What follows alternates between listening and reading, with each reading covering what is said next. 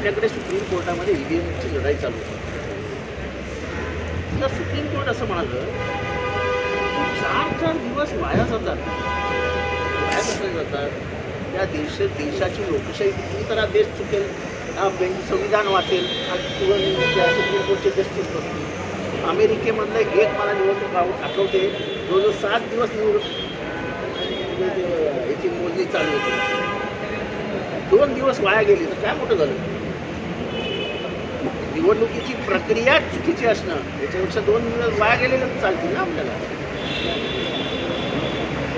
तर आता मुख्यमंत्री त्यांच्या पक्षामध्ये महायुतीमध्ये मुख्यमंत्री कोण होणार त्याच्यामध्ये सगळ्यात तेढ निर्माण आहे. आतापर्यंत आज 26 तारीख आहे. आज ऑफिशियली खरं तर कार्यकाळ संपलेला आहे मागच्या म्हणजे मागच्या संपूर्ण विधानसभेचा. आता दुसरी विधानसभा अस्तित्वात येण्याकरता मुख्यमंत्री अजून देखील ते निवडत नाही.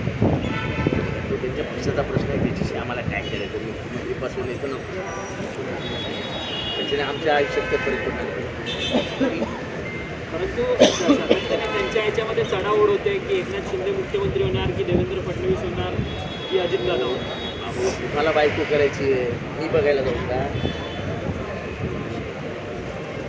काय संबंध माझा? तुमची बायको तुम्ही सुद्धा. शिंदे ने आज अपना रिजाइन दे दिया है, 3 पक्षों उनको देना ही था ना. कार्यकाल ही खत्म हो गया है. 26 तारीख है, अब कार्यकाल खत्म हो गया. चेहरा कौन होगा सीएम को जिस तरह का विवाद मैं जाता हूँ, देख के आता हूँ चेहरा किसका अच्छा है वो आपको आके बता दूँ.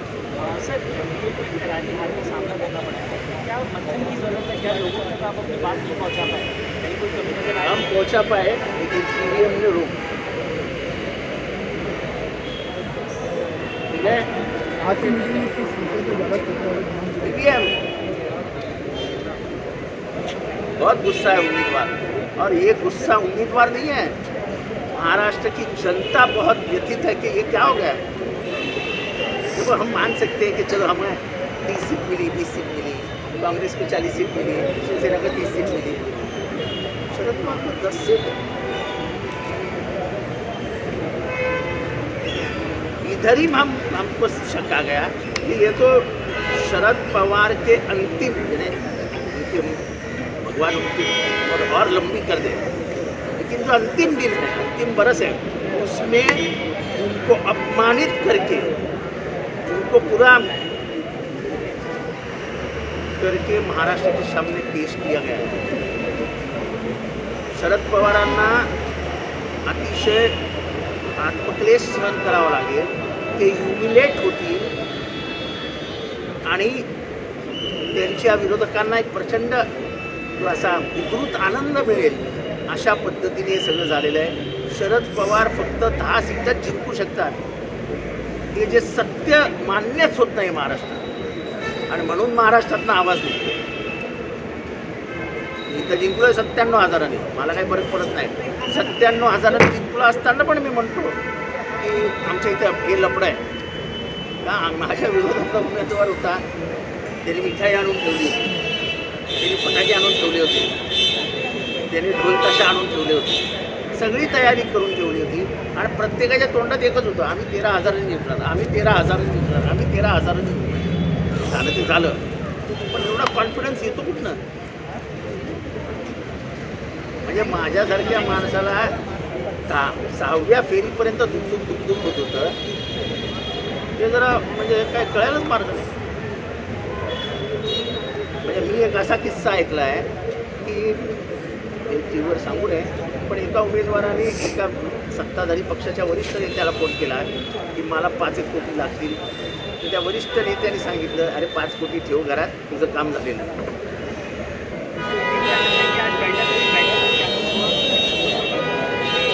लगभग सभी उम्मीदवारों ने ईवीएम के खिलाफ बहुत दिखाया, और सबने कहा कि इसके खिलाफ एक आवाज़ उठनी चाहिए. हरियाणा लिया, जम्मू कश्मीर लिया, महाराष्ट्र लिया, झारखंड लिया, ताकि आपको शक ना है.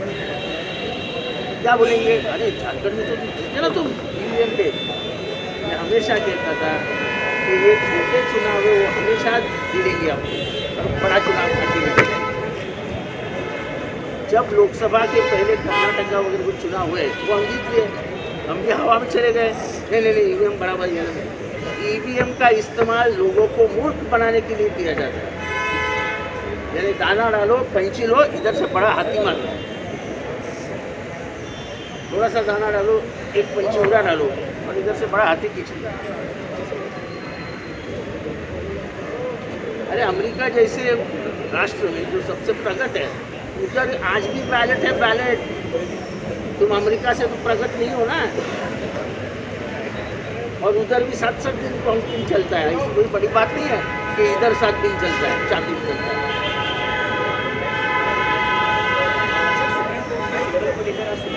सुनवाई के दौरान आपके पक्ष की तरफ से हलफनामा दायर किया गया, कहा गया कि केवल को लेकर अजीत पवार गुट की तरफ से कई जगहों पर भ्रम जो है वो दिखाने की कोशिश की गई है।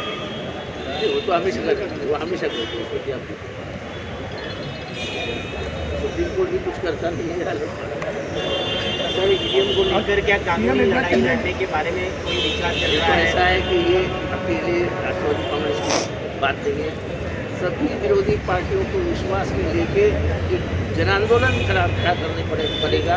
जैसे शेतकरी काश्तकारों का हुआ था दिल्ली में, वैसा एक आंदोलन खड़ा करना पड़ेगा और उसकी मानसिक तैयारी हमारी हो चुकी है।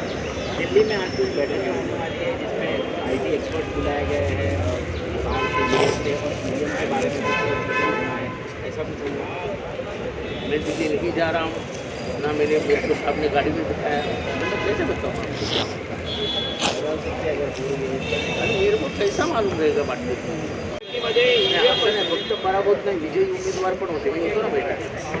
पण त्या बैठकीमध्ये ईव्हीएमच्या संदर्भात प्रत्येकाने रोष व्यक्त केला, कारण की अनेक मतदारसंघातले एकूण झालेलं मतदान आणि संपूर्ण बेरीज झालेली मतदानाची काही जणांनी कारणासकट दाखवलं की नाशिकमधल्या काही जणांवर हे करतीस पुढे काय वाढवले ते वाढवले, 1-5 पुढे काय वाढवले ते वाढवले, म्हणजे एक पॅटर्न फिक्स केला. त्या पॅटर्ननुसार मतदान झाले आणि म्हणजे जे बालेकिल्ले समजले जातात त्या बालेकिल्ल्याचंच मतदानात फेरफार झाला.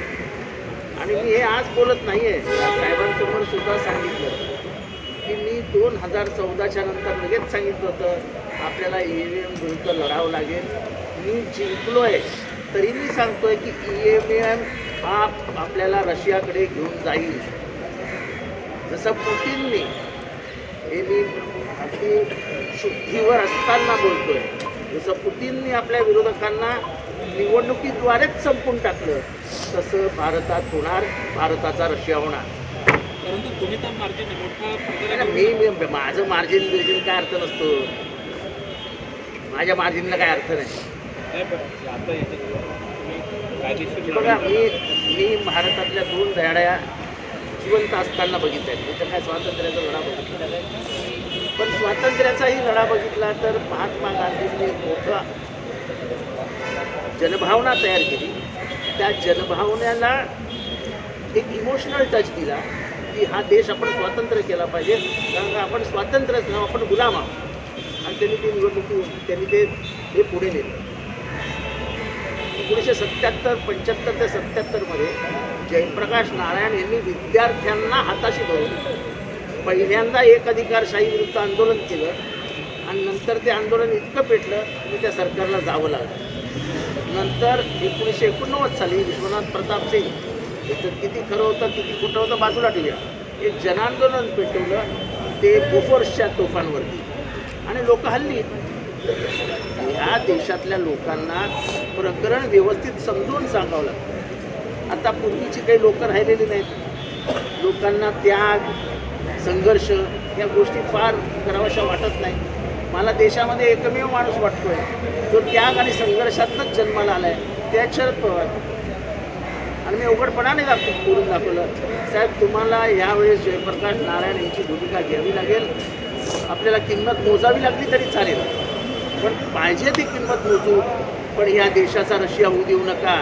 विरोधी पक्षच अस्तित्वात नाही, विरोधी पक्षाला व्यवस्थितरित्या संपून टाकायचा हा जो काही प्लॅन दिसतोय, म्हणजे 2,40,000 चंद्रपूरची सीट निवडून येते 4 महिन्यापूर्वी आणि आता 2,40,000 कवर करून अजून 1 लाखांनी मागे जाते.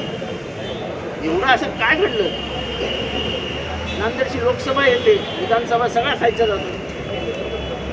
आणि जसं मी सुरुवातीला सांगितलं, पॅटर्न आहे, जिल्ह्यामध्ये पॅटर्न दिला आहे की एवढी मतं, एवढी मतं, एवढी मतं, एवढी मतं. ठीक आहे, लोकशाही आहे. आता पण मी हे का बोलतो, मला बोलण्याचा अधिकार इच्छेसाठी आहे.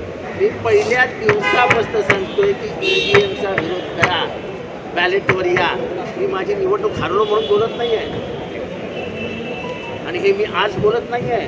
मी हे अनेक वेळा लिहून टाकलेलं, लिहून ठेवलेलं आहे. माझ्या प्रत्येक ब्लॉगमध्ये मी लिहिलेलं आहे. या देशाची लोकशाही ही संकटात आहे. आणि आजचा संविधान दिन आहे. ज्या संविधानातलं तुमचं इलेक्शन कमिशन निर्माण झालं, ते इलेक्शन कमिशन हे सरकारच्या हातातलं बावलं झालं आहे. त्याला स्वतंत्र अस्तित्व दिलं होतं का, तर लोकशाही जगली पाहिजे म्हणून डॉक्टर बाबासाहेब आंबेडकरांनी त्याला स्वतंत्र अस्तित्व दिलं होतं. त्याच डॉक्टर बाबासाहेब आंबेडकरांच्याच विचारांचा